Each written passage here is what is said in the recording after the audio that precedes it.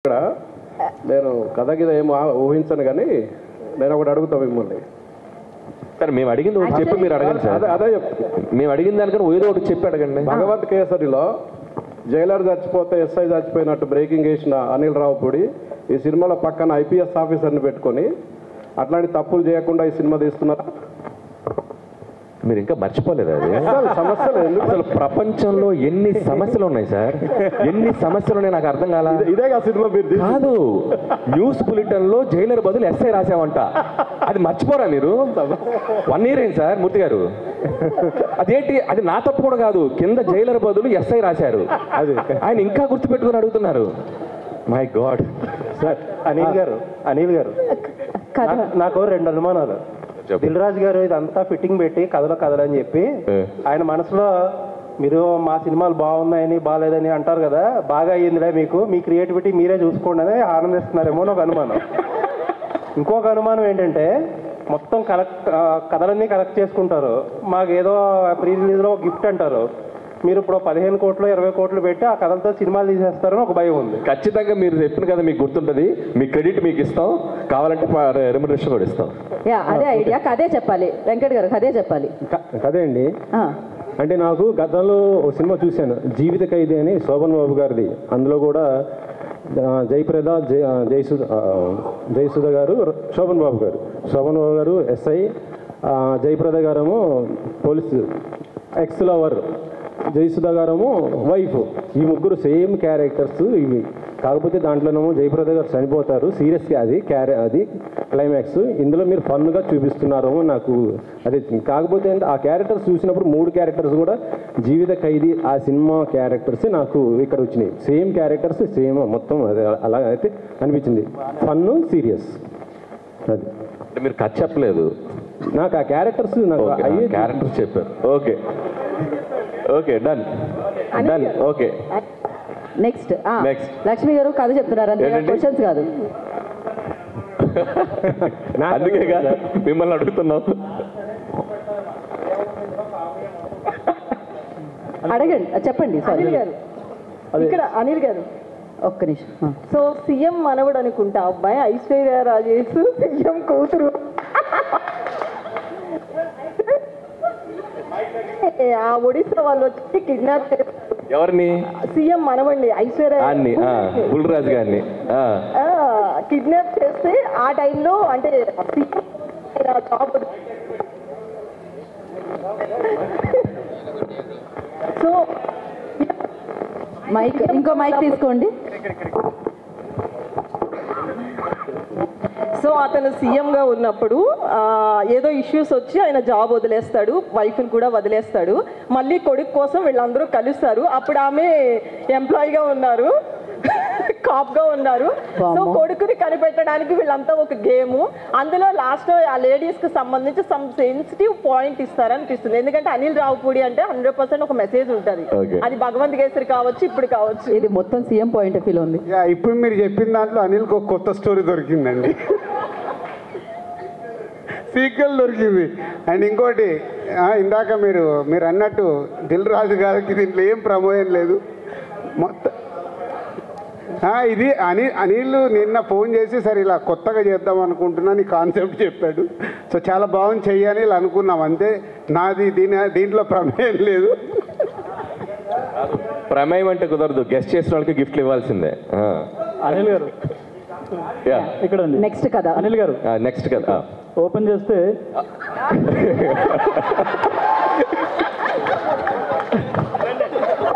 Next shot చెప్పండి sir. అదే సాయి కుమార్ గారు ఎలివేషన్తో మీరు వస్తారు.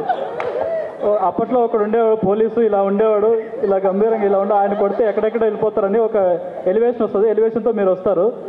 అక్కడ ఒక ఊర్లో గ్రామంలో సాఫ్ట్వేర్ కంపెనీ పెట్టాలనుకుంటారు, కాకపోతే అక్కడ ఒక ప్రాబ్లం వస్తుంది. అప్పుడు మిమ్మల్ని తీసుకొస్తారు పోలీస్గా. మీకు ఐశ్వర్య కాదు ఏమన్నారు, మీనాక్షి గారు సపోర్ట్ చేస్తారు. ఆమె ఆల్రెడీ డిపార్ట్మెంట్లో ఉంటారు. సపోర్ట్ చేసిన తర్వాత మీరు ఎలాగో ఎక్స్ గర్ల్ ఫ్రెండ్ కాబట్టి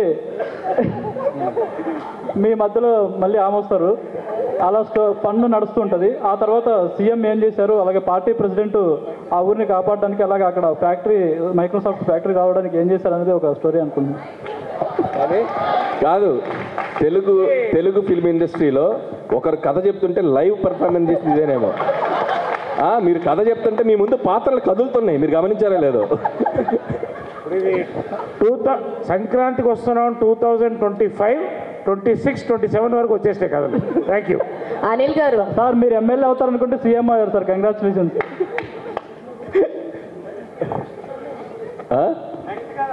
అనిల్ గారు పక్కా అనిల్ గారు ఇక్కడ కీర్తి, నేను ఎక్స్పెక్ట్ చేసిన స్టోరీ అయితే కనుక ఫస్ట్ స్టోరీ స్టార్టింగ్ అవసరాల శ్రీనివాస్ గారితో స్టార్ట్ అవుతుంది.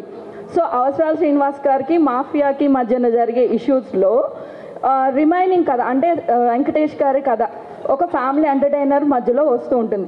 సో ఆ కథలో వచ్చిన ఒక చిన్న ప్రాబ్లంకి కీ పాయింట్ సాయి కుమార్ గారు. ఓహో. సో ఆ సాయి కుమార్ గారు నుంచి వెంకటేష్ గారికి స్టోరీ డైవర్ట్ అవుతుంది. మధ్యలో ఫన్ ఎలిమెంట్స్ అన్నారు కాబట్టి నరేష్ గారిది అండ్ అలానే గణేష్ గారిది ఫన్ ఎలిమెంట్స్ అన్నారు కాబట్టి సో కనెక్టివిటీ ఉంటుంది. అలా అది మేము ఎక్స్పెక్ట్ చేస్తున్నాం. కీర్తి, మీ ఫోన్ నంబర్ ఏంటి? చెప్పండి. ఏ ప్రొడక్షన్ చూడండి, స్టోరీ డిపార్ట్మెంట్లో పెట్టండి అయ్యా, తీసుకోండి అయ్యా, నోట్ చేసుకోండి. అదే అసలు ఏం చెప్పేస్తా అనిల్, అసలు అందరూ ఎవ్రీబడి వెరీ నైస్. అనిల్ గారు యా ప్లీజ్. అవసరాల శ్రీనివాస్ గారు ఐశ్వర్యరాజ్ గారు బ్రదర్ అండ్ సిస్టర్స్. సో ఆయనకి ఏదో ఒక ప్రాబ్లం వస్తుంది, ఒక క్రైమ్ జరుగుతుంది అనమాట. అంటే విలన్ కి అండ్ అదే ఒక క్రైమ్ ట్రయాంగిల్ క్రైమ్ స్టోరీ అయితే జరుగుతుంది. చెప్పండి. ఒక క్రైమ్ ట్రయాంగిల్ స్టోరీ అయితే జరుగుతుంది. అంటే విలన్కి ఐశ్వర్యరాజ్ గారికి అండ్ వెంకటేష్ గారికి. సో మీనాక్షి గారు కూడా దాంట్లో ఎలా హెల్ప్ అయ్యారు ఏంటి అనేది క్రైమ్ ట్రయాంగిల్ క్రైమ్ స్టోరీ. అంటే ఇప్పుడు ఐశ్వర్య అవుటా? స్టాప్. మంచి హీరోనే కదా సార్, చంపేయకూడదు కదా. సో అనిల్ గారు ఇక్కడ ఐఎమ్ హేమవాణి అండి. సో నాకు నీకేమనిపించిందమ్మా? అదే చెప్తున్నాను. సో నాకు అనిపించినంత వరకు ఏంటంటే మీ సినిమాస్ వీళ్ళు అందరూ చెప్తున్నట్టు ఫన్ ఉంటుంది, కొన్ని ఈసారి యాక్షన్ కూడా ఉండబోతుంది అనిపించింది. అయితే స్టోరీ పరంగా వెళ్తే కనుక సో మీనాక్షి గారు ఎలాగో ఎక్స్ గర్ల్ ఫ్రెండ్ అని చెప్పని అన్నారు, ఆయన ఆల్రెడీ ఎక్స్ పోలీస్ ఆఫీసర్ అని అన్నారు. మేబీ ఆయన సర్వీస్లో ఉన్నప్పుడు ఏదో ఒక ఇన్సిడెంట్ వల్ల ఆయన దాన్ని లెఫ్ట్ అయిపోయి బయటకు వచ్చేసిన తర్వాత ఐశ్వర్య రాజేష్ గారితో పెళ్ళి అవ్వడం జరుగుద్ది. ఆ తర్వాత వాళ్ళ అబ్బాయి. సో ఇదంతా నడుస్తుంది. ఆయన వచ్చేసిన తర్వాత ఊర్లో మేబీ వాళ్ళ సీఎం ఉన్న ఊర్లోనే ఆయన ఉంటాడు. సో ఈయనకి అండ్ గణేష్ గారికి కూడా చాలా కామెడీ ట్రాక్స్ ఉన్నాయి కాబట్టి ఈయన ఏదన్నా ఒకవేళ రాంగ్ ట్రాక్ వెళ్తే దానికి సజెషన్స్ గైడ్ లైన్స్ కోసం మన వెంకటేష్ గారి హెల్ప్ తీసుకుంటూ ఉండొచ్చు. అయితే ఈలోపు మీనాక్షి గారు ఎలాగో ఎక్స్ గర్ల్ ఫ్రెండ్ కాబట్టి అక్కడ ఏదైనా లైక్ పోలీస్ స్టోరీస్లో ఏదైనా ఒక చిన్న ప్రాబ్లం వచ్చి దాన్ని సాల్వ్ చేసుకోవడం కోసం వెంకటేష్ గారిని మళ్ళీ కలవచ్చు. ఆ ఉద్దేశంతో ఆయన దగ్గరికి రావడం అండ్ ఈవిడికి ఆల్రెడీ ఐశ్వర్య రాజేష్ గారికి వీళ్ళిద్దరూ ఎక్స్ అని తెలిసి వీళ్ళిద్దరూ కలవకుండా చూసుకోవడం. సో వీళ్ళిద్దరిని కలవకుండా చూసుకోవడం, అదేంటి దాని దగ్గరికి ఎందుకు వెళ్తున్నావు, నేను కదా మీ వైఫ్ అని చెప్పి అని ఇలాంటివి మధ్యలో వాళ్ళిద్దరి మధ్యలో ఉండడం. అండ్ ఈ మధ్యలో లైక్ మన అవసరాల శ్రీనివాస్ గారు అండ్ ఈ క్రైమ్ బ్యాచ్ ఎవరైతే ఉన్నారో మేబీ వీళ్ళు ఏదన్నా ఒక డిఫరెంట్ లైక్ ఏదన్నా సైన్స్ ఫిక్షన్ లో ఇప్పుడు చాలా జరుగుతున్నాయి కదా, అలా ఏదన్నా అయ్యుండి సో దీనికి ఏదన్నా ఒక పెద్ద క్రైమ్ అలా అనుకుని సంక్రాంతికి టార్గెట్ పెట్టుకోవాల్సింది. వాళ్ళు సంక్రాంతికి అదేమన్నా మనం ఆ సంక్రాంతి టైంలో దాన్ని చేద్దాము అమలు చేద్దాం అని అనుకుని ఉండొచ్చు. మేబీ అందుకే సంక్రాంతికి వచ్చామని ఒక టైటిల్ తో రావు. నువ్వు చెప్పే లోపల మేము జనవరి 14 వచ్చేసింది. Jan 14 రేపే రిలీజ్. ఏంటమ్మా వెరీ గుడ్. అనిల్ గారు చెప్పండి. యాక్చువల్గా రమేష్ గారు నరేష్ సీఎం అండ్ ఆయన పార్టీ ప్రెసిడెంట్, వీళ్ళిద్దరి మధ్యలో ఒక అమ్మాయి ఉంటుంది. సో వాళ్ళిద్దరి మధ్యలో అమ్మాయి, ఒక అమ్మాయి అంటే లవ్ స్టోరీ అంతా. వాళ్ళిద్దరి మధ్యలో ఒక అమ్మాయి మేబీ తను మర్డర్ అయి ఉండొచ్చు. వాళ్ళ దగ్గర ఈ పోలీస్ ఆఫీసర్ పనిచేస్తుండొచ్చు, అంటే ఈమెకు సంబంధించి మీనాక్షి. సో ఆయన కూడా ఎక్స్ కాబట్టి ఆమెకున్న పరిచయాలతో ఆయన్ని కేసు డీల్ చేయడానికి పిలిచుండొచ్చు. అయితే ఈమెతో ఉన్న ఆ క్లోజ్నెస్ వల్ల వైఫ్ ఎప్పుడైనా ఇంకొక అమ్మాయితో ఉంటే వైఫ్కు ఆటోమేటిక్గా అనుమానాలు అవి ఉంటాయి కాబట్టి ఆమె ఏమన్నా ఇది చేయొచ్చండి ఇలా ఏం చేయొచ్చు ఏం చేస్తావే ఏం చేస్తా ఎక్స్ గర్ల్ ఫ్రెండ్ ఏం చేస్తావు ఏం చేస్తావు చెప్పు పెళ్ళైన మొగాడి ఆడదాన్ని ఏమన్నా కన్నెత్తి చూస్తే వాళ్ళు కాళ్ళు కట్ చేసి పొయ్యిలో పెడతా, చేతులు నరికి పెడతా. వద్దు okay okay very good Anil గారు చాలా అయిపోయింది కథలు, నాకు అన్ని కథలుద్దమ్మా నాకు ఓకే లాస్ట్ అనిల్ గారు. ఎస్ హాయ్ అండి, this is Rani. So first of all Meenakshi గారికి అంటే అవసరాలు శ్రీనివాసరావు గారు ఒక సాఫ్ట్వేర్ కంపెనీకి CEO అన్నారు కదా, సో ఆయన వల్ల ఏదైనా ప్రాబ్లం అయి ఉండొచ్చు. ఎలాగో వెంకటేష్ గారు ఎక్స్ కాప్ కాబట్టి సో ఆయన సజెషన్స్ కోసం ఇంటికి వస్తే ఐశ్వర్య గారికి వెంకటేష్ గారికి మధ్యలో మీనాక్షి గారు రావడం కొద్దిగా ఎంటర్టైన్మెంట్గా ఉంటుంది. అండ్ అలాగే బాలరాజు ఎవరైతే ఉన్నారో నరేష్ గారికి అండ్ అలాగే పార్టీ ప్రెసిడెంట్ గారికి మధ్యన మీరు లవ్ ట్రయాంగిల్ లవ్ స్టోరీ నడుస్తుంది అని చెప్పారు కాబట్టి సో అతని వల్ల ఏమన్నా నరేష్ గారికి అండ్ అలాగే ప్రెసిడెంట్ గారికి మధ్యన ఒక స్టోరీ ఉండొచ్చు. సో వీటన్నిటిని సాల్వ్ చేయడానికి సంక్రాంతికి మేము మీ దగ్గరికి వస్తున్నాం అనేది ఏదన్నా పాయింట్తో వెళ్ళి ఆ ఇష్యూని ఏమన్నా సాల్వ్ చేస్తారేమో అనిపించింది. వీడు ఎవడు బాబు మీ బాబు నాకు తెలీదు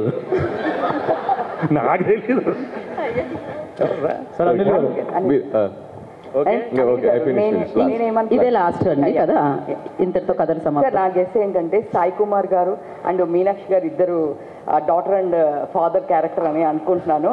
సో వీళ్ళిద్దరు సో పోలీస్ బ్యాక్గ్రౌండ్ కాబట్టి సో వెంకటేష్ గారు కూడా పాస్ట్లో ఏంటంటే లవ్ చేస్తారు, బట్ సమ్ డిస్ప్యూట్స్ వల్ల వచ్చేసి ఐశ్వర్య రాజేశ్వర్ గారిని మ్యారేజ్ చేసుకుంటారు. ఆ తర్వాత స్టోరీ క్యారీ ఫార్వర్డ్ అవుతున్నప్పుడు ఒక ప్రాబ్లం వల్ల ఆ సంక్రాంతి రోజు ఏదైనా ఒక ఇష్యూ సాల్వ్ చేస్తున్నారు కాబట్టి లవ్ ట్రాక్ జరుగుతూ ఉంటుంది కాబట్టి సంక్రాంతికి వస్తున్నాము అని చెప్పేసి చెప్తారేమో నేను. Okay very good. సంక్రాంతికి వస్తున్నారు కదా, సంక్రాంతిలో ఎస్ ఉంది కదా, కానీ మీ స్టార్ కాస్ట్ లో లాస్ట్ అందరి పేర్లు ఎస్ వస్తుంది. నరేష్, గణేష్, వెంకటేష్, ఐశ్వర్య రాజేష్, భీమ్స్ ఇంతమందికి ఎస్ వస్తుంది. అందుకే సంక్రాంతి. మూర్తి గారు ఏంటండి కాదు మూర్తి గారు సరదాగా నాకు ఒక చిన్న కోరిక ఉంది. మీరు మన మిత్రులు చెప్పిన కథలకి మీరు రేటింగ్ ఇస్తారా? Crazy okay sir. Last story sir. ఎవరయ్యా? ఇక్కడ సార్. సార్ ఏంటి అని అంటే మన మీనాక్షి చౌదరి గారు వెంకటేష్ గారు ఫస్ట్ స్టార్టింగ్ లవర్స్ అనమాట. దాని మధ్య ఐశ్వర్య రాజేష్ గారు వస్తారు. ఐశ్వర్య రాజేష్ తో పెళ్లి చేసుకోవాల్సి వస్తుంది అనమాట. పెళ్లి చేసుకోవాల్సి వస్తే మీనాక్షి చౌదరి గారేమో ఇంకా రఫ్ గా హ్యాండిల్ చేసి ఆవిడ ఎలాగో కాప్ కాబట్టి అంటే సీఎం దాకా వెళ్తారు సార్. సీఎం దాకా వెళ్ళి వాళ్ళ మధ్యన పన్ను జరుగుద్ది. లాస్ట్ కి ఇంకా తప్పదు అనేసి ఐశ్వర్య రాజేష్ తో ఉండాల్సి వస్తుందని అనుకుంటున్నాను. అది సార్ క్లైమాక్స్ కాదు. First of all big claps to అందరికీ క్లాప్స్ కొట్టాలి. అంటే ఒక్కొక్కరి పాయింట్ ఆఫ్ వ్యూ ఒక్కొక్కలా ఉంటుంది. ఒక్కొక్క డైరెక్టర్ ఒక్కొక్కలా తీస్తారు, ఒక్కొక్క రైటర్ ఒక్కొక్కలా రాస్తారు. సో ఒక చిన్న ప్లాట్ పాయింట్కి ఎన్ని పాయింట్ ఆఫ్ వ్యూస్ స్పాంటేనియస్గా ఇన్స్టెంట్గా చెప్పడం అనేది కూడా మామూలు విషయం కాదు. మీలో కూడా చాలా క్రియేటివిటీ ఉంది. Thank you so much. చెప్పిన వాళ్ళలో ఒక నలుగురు మ్యాచ్ అయ్యారు మాకు. మీరందరూ ఇండస్ట్రీలోకి వస్తే ఇండస్ట్రీ బాగుపడుతుందమ్మా. అనిల్ సార్ నేను సూపర్ హిట్ అనిల్ గారు ఇక్కడ. ఓకే లాస్ట్ చెప్పండి సార్. వెంకటేష్ గారికి ఎక్స్ గర్ల్ ఫ్రెండ్ మీనాక్షి గారు అని చెప్పారు కదా, మీనాక్షి గారు చిన్న ప్రాబ్లంలో ఉంటారు. ఆ ప్రాబ్లం వచ్చిన తర్వాత వెంకటేష్ గారికి సాల్వ్ చేయమని చెప్తారు. నాకు చిన్న ప్రాబ్లం అంటే నాకు తెలిసి కథ అదే సార్. ఓకే మీరు పని చేశారు ఫిల్మ్కి, మీరు ఎలా చెప్తారు? లేదు లేదు అట్లా చెప్పకూడదు. లేదు కథలు ఈ కథలన్నీ ఇక్కడతో అయిపోయాయండి. సంవత్సరానికి ఒక కథ, ఒక్కొక్క కాంపౌండ్ లో ఒక కథ మీకు. రైట్. మళ్ళీ చెప్తున్నారా? లేదు కథలు ఏం చెప్పట్లేదు. మీరు రివ్యూ రేటింగ్స్ గురించి మాట్లాడారు. సంక్రాంతికి 3 సినిమాలు వస్తున్నాయి. 3 సినిమాలు రాజుగారికి సంబంధించినవే. అయితే రీసెంట్గా కేరళలో రివ్యూస్ గురించి అవి ఎన్నో సీరియస్ ఫస్ట్ కేరళ, తర్వాతకి ఇవాళ చెన్నై కూడా ఒక యాక్షన్ తీసుకుంది. ఇక్కడ తెలుగులో ఏమైనా తీసుకునే అవకాశం ఉందా అలాంటి వాటి గురించి? So thank you so much. నేను అసలు ఎక్కడో అది ఎందుకు అంటే ఇది నెక్స్ట్ ప్రాపర్ Q&A సెషన్ చేస్తామండి. ఇప్పుడు కథలు సెషన్ ఇదంతా. అనిల్ రాజు గారు నేనే చెప్పాను, నువ్వు నాకే వేసావని కూడా నాకు తెలుసు. సో డెఫినెట్గా కేరళలో ఈరోజే తమిళనాడులో థియేటర్స్కి అందరికీ ఆల్ థియేటర్స్కి వాళ్ళ అసోసియేషన్కి చెప్పడం జరిగిందంట. నాకు కూడా పంపించారు. అది అక్కడ సక్సెస్ఫుల్ అవుతుంది కాబట్టి ఆటోమేటిక్గా అది మన స్టేట్ కూడా ఇంప్లిమెంట్ అయ్యే అవకాశం ఉంది. కానీ అది ఇండిపెండెంట్గా తీసుకునేది కాదు, ఛాంబర్ ద్వారా జరగాలి. కాబట్టి ఆల్రెడీ ఎగ్జిబిటర్స్ కూడా ప్రిపేర్ అయ్యారంట అది. సో ఛాంబర్ ద్వారా అవుతుంది.